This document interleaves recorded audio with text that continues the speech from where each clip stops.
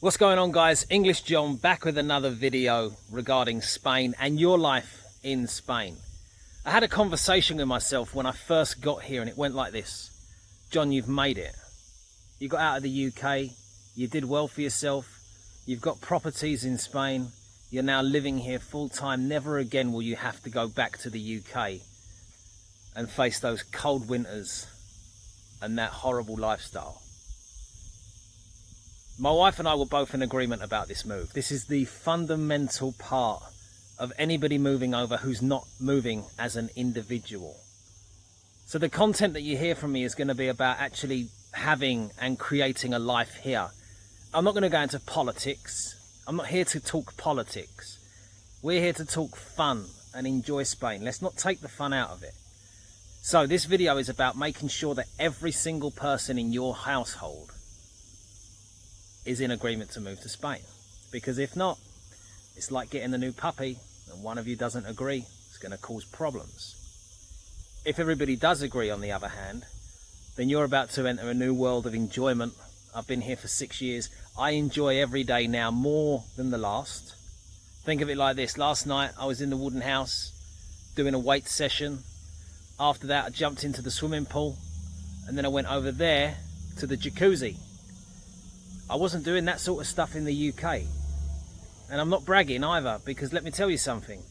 The majority of the people that I help with consultations regarding moving to Spain have done just as well as me financially. The only difference is I've got knowledge on how to make it happen, and because I've done it, I know that it can happen. Whereas other people are not regularly told, oh, you do realise that there's people living in other countries that have either the same net worth as you or a bit less. Oh, and they're actually living happier, more fulfilling lives. And there's no television adverts for this.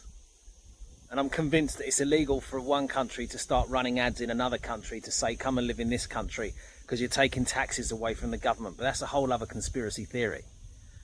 But I think that's illegal. So, what's the message here? The message here is that if you want to move to Spain, number one, get everybody to agree to the process and make it your dream, and then get to work on it. How do you get to work on it? Well, you've got to be financially stable. That goes without saying. Then you have to worry about immigration. But do you really have to worry about it?